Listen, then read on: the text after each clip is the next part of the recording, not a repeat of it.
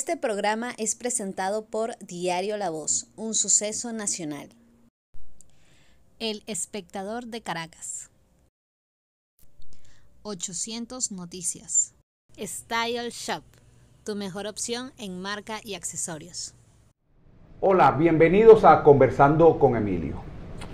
Una burla y una aberración política por parte del Consejo Nacional Electoral son solo algunos de los calificativos que describen la súbita convocatoria a un referéndum revocatorio para el día de hoy, 26 de enero del 2022. Un referéndum contra el presidente Maduro, donde se tendrían que recolectar 4.200.000 firmas o más de 4.200.000 firmas en tan solo 12 horas. Eso es algo así como 350.000 firmas por hora. Sin que ocurran, por supuesto, interrupciones, sin que ninguna máquina falle y cosas como esas que regularmente ocurren. Para hablar de eso y mucho más, tenemos hoy al diputado Oscar Ronderos. Él es jefe de la bancada de la Alianza Democrática en la Asamblea Nacional, bancada que reúne 6 partidos y 20 diputados. Diputado, el CNE llama a un revocatorio sin dar chance para su promoción, con solo 1.200 centros en todo el país, haciéndolo literalmente imposible recoger 4.200.000 firmas que hacen falta para activarlo. ¿Qué opinión le merece al respecto? Bueno, nosotros creemos primero que la convocatoria del revocatorio por parte del CNE era la crónica de una muerte anunciada. Nosotros habíamos dicho que no había consenso ni siquiera en todas las oposiciones del país para convocar ese proceso de revocatorio. Esas 350.000 firmas por hora en un proceso negociado con el CNE, con mayor cantidad de puntos y con toda la oposición participando, hubiera sido posible. Pero algunos actores aislados de la oposición, que ni siquiera son los actores mayoritarios del último proceso electoral, pues obviamente que iba a ser muy difícil convocar un proceso como ese. El revocatorio es una carrera de obstáculos que solamente ha sido posible cuando ha sido negociado y ha sido acordado. Y el gobierno, la única vez que ha permitido que se realice fue cuando lo podía ganar. Lo pospusieron durante todo un año. Es una carrera de obstáculos que primero implicaba el 1% para hacer la solicitud, que en este caso no la pidieron. Cuando uno se da cuenta que cuando la limosna es grande hasta el santo duda, entonces uno dice, bueno, ya eso llamaba la atención, oye, la pusieron demasiado bombita. ¿Por qué la van a poner tan fácil? Si tú dices que estás peleando contra un gobierno de malandro, si dices que estás peleando con un gobierno forajido, que estás peleando con un gobierno que no se atiene a las reglas, no puedes pretender que estás tratando con las hermanitas de la caridad, que estás preparado para una trampa, para un proceso donde sabes que te van a hacer las cosas difíciles. Bueno, cuando yo vi lo del 1%, dije, esto viene mal, porque ya no le están ni siquiera exigiendo para la solicitud el 1%. La última vez tuvimos que quedarnos a trancazos en la puerta del CNE para presentar las firmas del 1%. Y ese paso lo dijeron, mira, no hace falta. Señores, puerta franca. Entonces uno dice, bueno, ya esto llama la atención. Huele mal.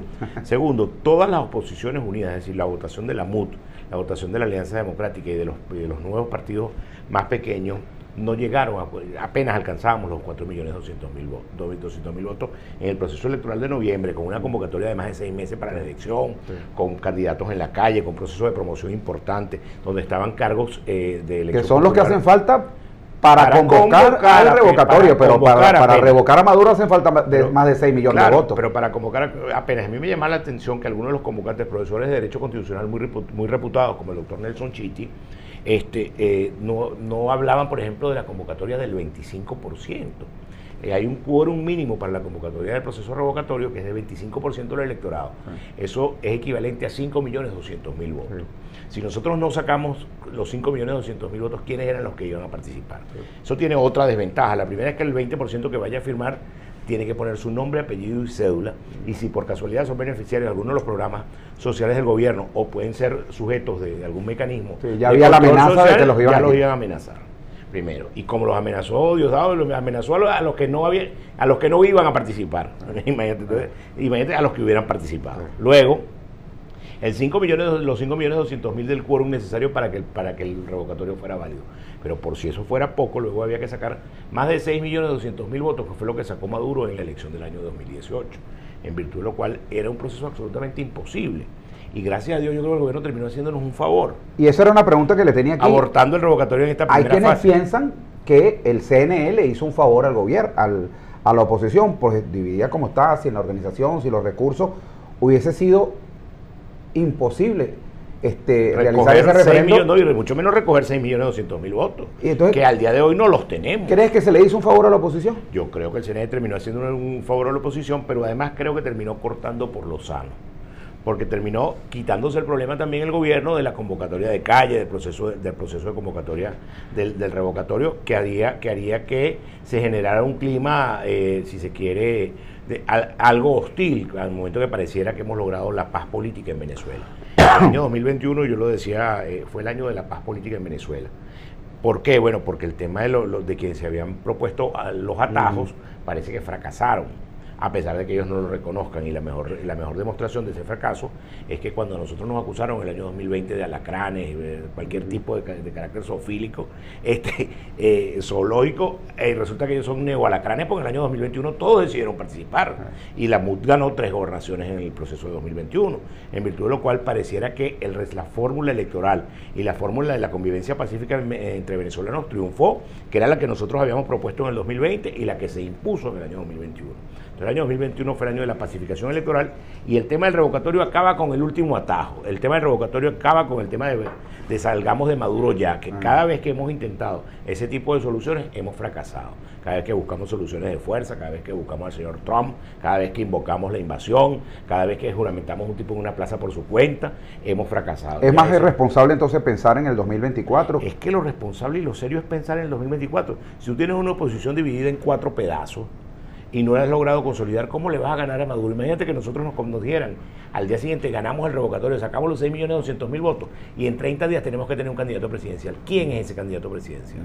Ese candidato presidencial al día de hoy no existe, en virtud de lo cual en 30 días tendríamos que presentarle al país. ¿Se te ocurre algún mecanismo que pueda generar un candidato en toda la oposición? ¿O todas las oposiciones, como tú has venido refiriéndote? Hablo de las oposiciones porque somos cosas distintas. La verdad es que costó muchísimo, a pesar de que hicimos grandes esfuerzos, conciliar los intereses de los factores de la MUD con los factores de la Alianza Democrática. Te digo, por ejemplo, yo hice muchos esfuerzos en ver la posibilidad de conseguiramos el apoyo para la gobernadora del Táchira, quien es la líder indiscutible de la oposición en el estado Táchira, y quien pierde por 2.500 votos la elección, pero el candidato de la MUD sacó 50.000 votos. Tenemos el otro caso, el del estado Lara, donde la candidatura de Luis Florido impidió la victoria de Henry Falcón en el estado Lara, correcto, quien ya ha sido gobernador y quien es el líder del mayoritario de la oposición en larense. En virtud de lo cual, además eso tenía como contraprestación que nosotros en la alianza apoyaríamos a algunos candidatos de la MUD, pero eso fue imposible porque hay factores de la MUD que prefieren trabajar para sus odios, trabajar para sus intereses personales, y quién sabe si a lo mejor compuestos con el gobierno, dividiendo la oposición y haciéndole la tarea al gobierno. Hablando de esas oposiciones, en la Alianza Democrática en este momento hay unidad. Hago la pregunta por el cambio del jefe de la bancada, no sé si estaba planteado previo a un acuerdo político de cambio anual. De rotación anual de la jefatura de la fracción. Te concluyo la pregunta, por los hechos de Barinas, de que no fueron la alianza no fue con los mismos candidatos. Sí, en la alianza hay total unidad, somos apenas 20 diputados, imagínate que nos dividiéramos entre 20. Y son 6 partidos que participan de la alianza, encabezados por mi Partido de Acción Democrática, el Partido Social Cristiano COPEI, el Partido Cambiemos, el Partido Alianza Progresista, el gobernador Henry Falcón, el Partido Alianza por el Cambio, que dirige el pastor Javier Bertucci, y ya mencioné Alianza Progresista, creo que no se me escapa ninguno. Entonces, nosotros somos apenas 20 diputados, tenemos unidad entre los 20 diputados y en los 6 partidos, pero además tenemos un acuerdo de rotación anual de las responsabilidades. El año pasado el jefe de la fracción fue el diputado Luis Parra y el coordinador de la fracción fue el diputado José Gregorio Correa. Este año le correspondía en el acuerdo político a Acción Democrática encabezar la fracción en la jefatura, y a la Alianza por el Cambio, que es del pastor Bertucci, que le corresponde la responsabilidad de la coordinación, que es el segundo de la bancada. ¿Y son todos esos 20 diputados de la oposición? Hay quienes dicen que hay diputados que le hacen, o partidos que le hacen, dentro de la alianza, que le hacen el juego al gobierno. No, todos los 20 somos diputados de oposición. Además, hacemos ejercicio de la oposición y hemos demostrado que, a pesar de ser minoritarios en cantidad, nuestra cualidad ha logrado imponer una agenda, y hoy la referencia a la oposición en Venezuela es la oposición que está en la Asamblea Nacional. La otra desapareció, la otra decidió suicidarse, la otra decidió no participar. ¿La otra es quién? ¿El G4? El G4, el señor Guaidó. El señor Guaidó ya no reúne ni 10 personas en una plaza. ¿Tienen ustedes conversaciones con el G4? Conversamos Y regularmente. con el mismo Guaidó a los efectos.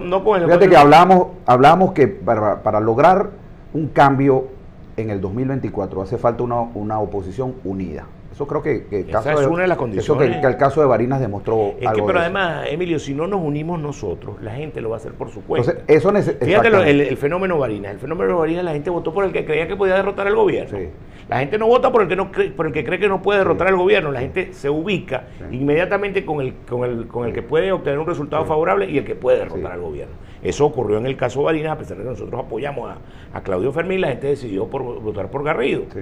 Bueno, y también es producto de las diferencias, y veníamos del tema del resultado de la elección del Táchira, de perder por 2.500 votos y que nos pidieran que apoyáramos al candidato de Henry Ramos, que fue quien impidió el apoyo a la gobernadora Lady Gómez, nos costaba mucho. Ahora, no pudiera pasar lo mismo en el 2024, entonces la alianza lance a otro candidato. Gracias a Dios. Lance a Claudio Fermín. Gracias a Dios, a la presidencia de la República. Claudio ya no puede ser más candidato, creo yo, pero nosotros, gracias a Dios, tenemos 2 años de por medio.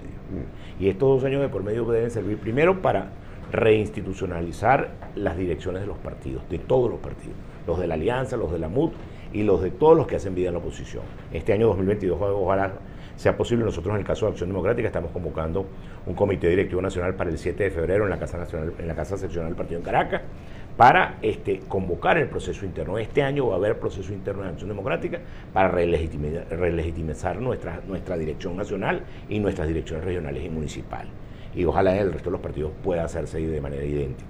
Eso ya nos permite tener unos partidos unificados en una dirección. Del año de la reorganización. De la reorganización. Y ojalá nosotros en diciembre del año, y preparándonos para el año 2023, poder convocar una primaria y elegir un candidato presidencial que pueda recoger a todas las oposiciones para enfrentarlo a Maduro en el año 2024 y tener una expectativa de triunfo real. Porque si nosotros salimos con 3 o 4 candidatos, definitivamente Maduro nos va a volver a derrotar. ¿Tú piensas que Maduro vuelve a ser candidato en el 2024? Revisa el último mensaje anual a la nación desde la Asamblea Nacional. Él ya habla de un proceso de 2020-2030.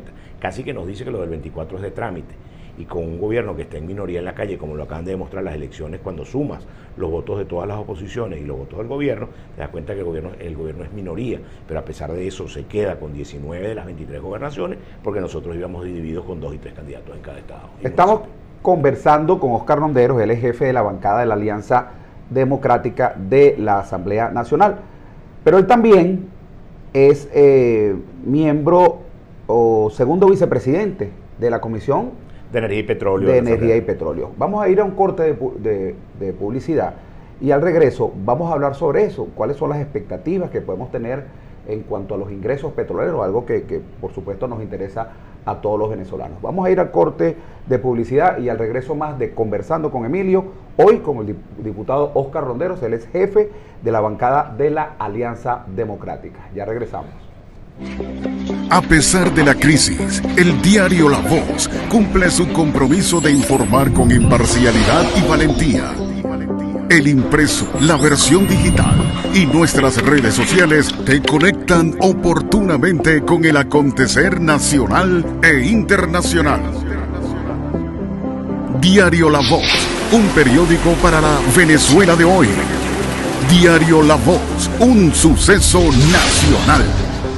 Estamos de regreso conversando con Emilio, hoy con Óscar Ronderos, él es jefe de la bancada de la Alianza Democrática en la Asamblea Nacional. Adicionalmente es segundo vicepresidente de la Comisión Permanente de Energía y Petróleo. Y sobre ese tema, un tema importantísimo para nosotros los venezolanos, diputados, quería preguntarle qué expectativas podemos tener en el país en cuanto a los ingresos por venta de petróleo, tomando en cuenta la actual producción, los actuales precios y las sanciones impuestas por el gobierno de los Estados Unidos a Venezuela. Sí, bueno, nosotros creemos que el año 2021 puede ser el año del despegue económico en materia petrolera. Ya en el año 2022 puede ser el año del despegue de la industria petrolera. Ya en el año 2021 se logró la meta del 1.000.000 de barriles el 24 de diciembre del año pasado. Creemos que eso se hizo con mucho esfuerzo y en contra de todas las sanciones. Pero nosotros creemos que se puede promover una nueva ley de hidrocarburos en Venezuela que flexibilice la participación del sector privado en el negocio petrolero, tanto para los inversionistas nacionales como extranjeros, y que despierte el apetito de las transnacionales petroleras para venir a Venezuela. Eso podría ayudar a... ¿Eso se está conversando en la Asamblea Nacional? Eso se está conversando informalmente en la Asamblea Nacional hasta ahora.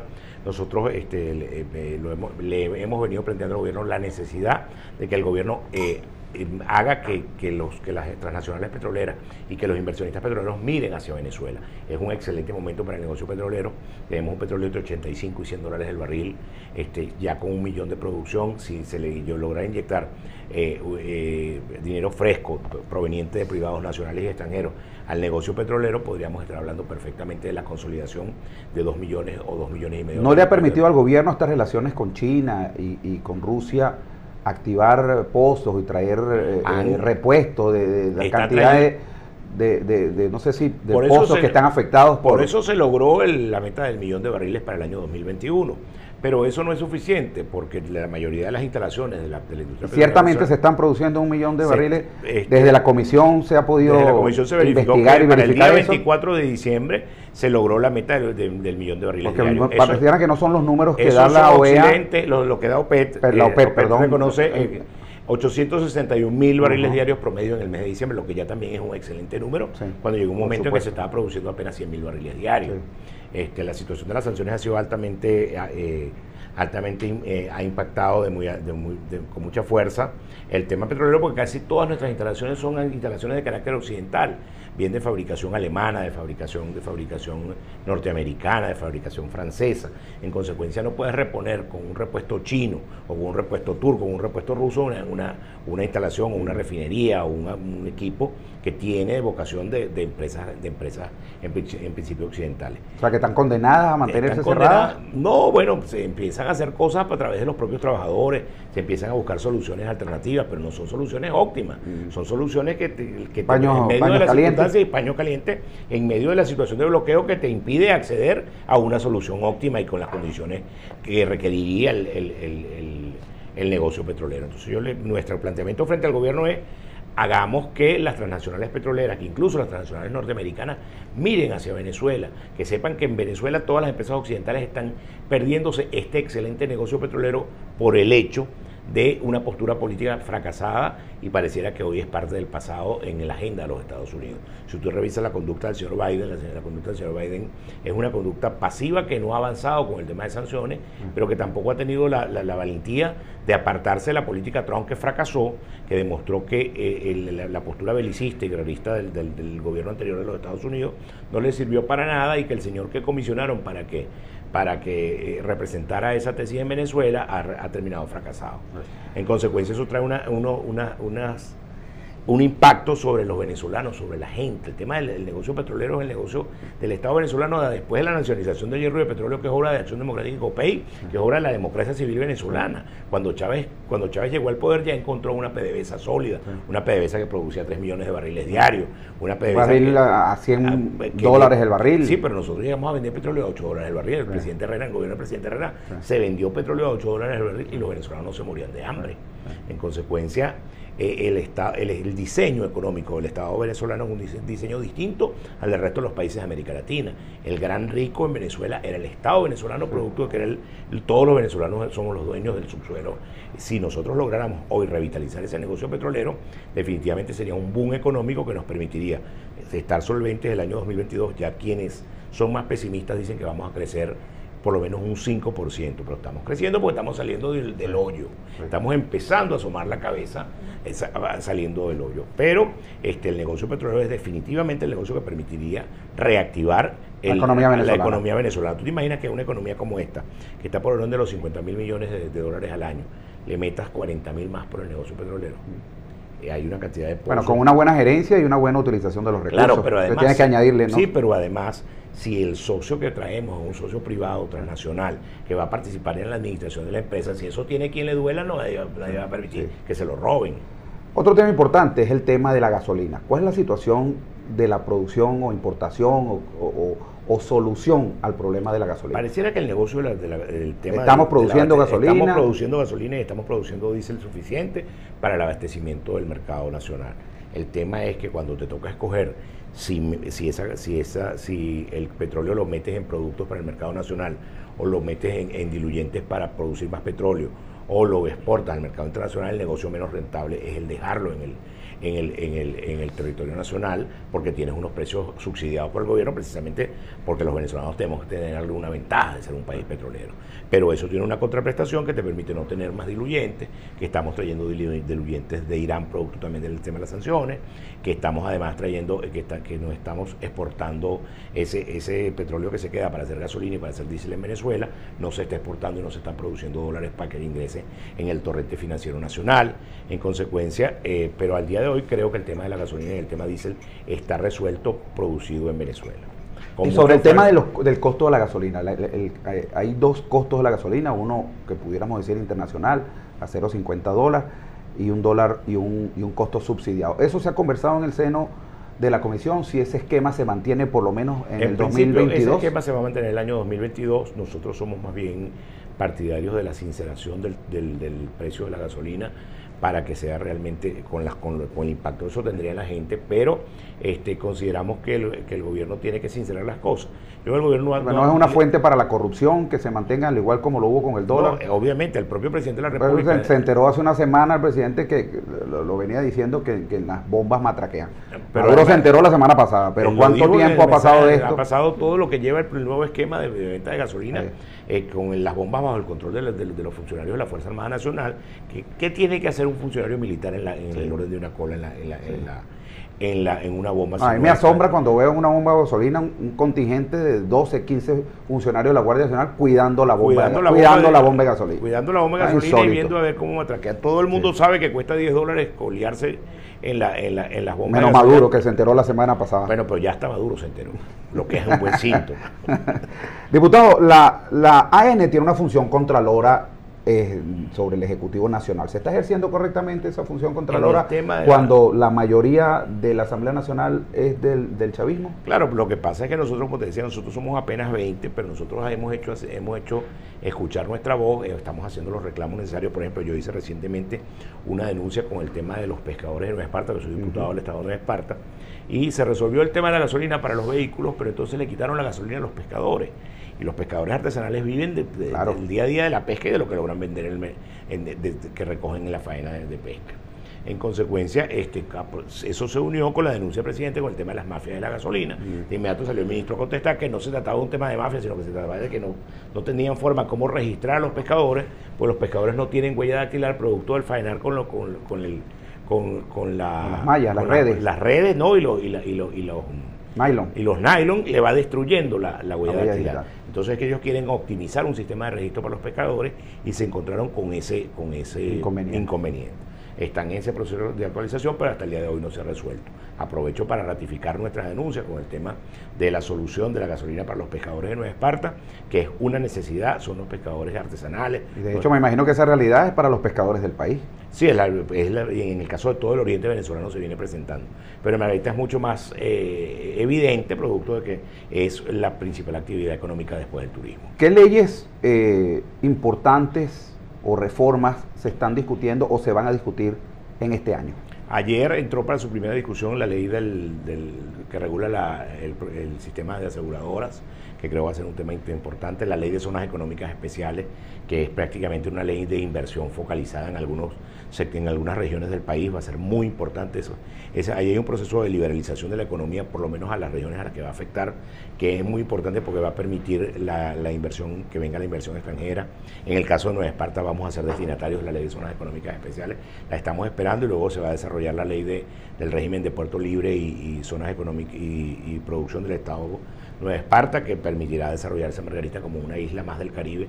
Todas estas islas del Caribe reciben turismo receptivo de todas partes del mundo, todas tienen casinos, todas tienen mecanismos de producción de servicios públicos como agua y electricidad que son autosustentables, y los margariteños lo que pedimos es que nos permitan producir nuestras propias divisas. No estamos pidiendo que nos den divisas, que nos den dólares, sino que nos permitan producirlas, que nos den el régimen de liberalización, que nos permita competir en el mercado internacional con el resto del Caribe. Bueno, muchísimas gracias, diputado. Unas palabras final para todas las personas que un saludo para todos los venezolanos. Primero, decir que nosotros hemos propuesto desde el principio la salida pacífica, constitucional y democrática, que creemos en el voto como único instrumento de cambio y que es posible cambiar este gobierno con todos los venezolanos participando, que nadie se quede en su casa y que en el 2024 somos opción de poder si vamos todos unidos. Bueno, muchísimas gracias al diputado Oscar Rondero. Él es, repito, jefe de la bancada de la Alianza Democrática de la Asamblea Nacional. Y para las personas que se conectaron tardíamente, les recordamos que este programa lo pueden ver su versión completa en YouTube. Ustedes ponen Conversando con Emilio, entrevista al diputado Oscar Ronderos, se me fue el apellido. Oscar Ronderos. Y ahí inmediatamente pues le aparece la versión completa en la versión en YouTube. En cualquiera de los buscadores, ustedes lo colocan y listo. Encuentran esta y todas nuestras entrevistas que hemos estado haciendo hasta este momento. Así que será hasta una nueva oportunidad que estaremos conversando con Emilio. Chao, chao. Este programa fue presentado por Diario La Voz, un suceso nacional. El Espectador de Caracas. 800 Noticias. Style Shop, tu mejor opción en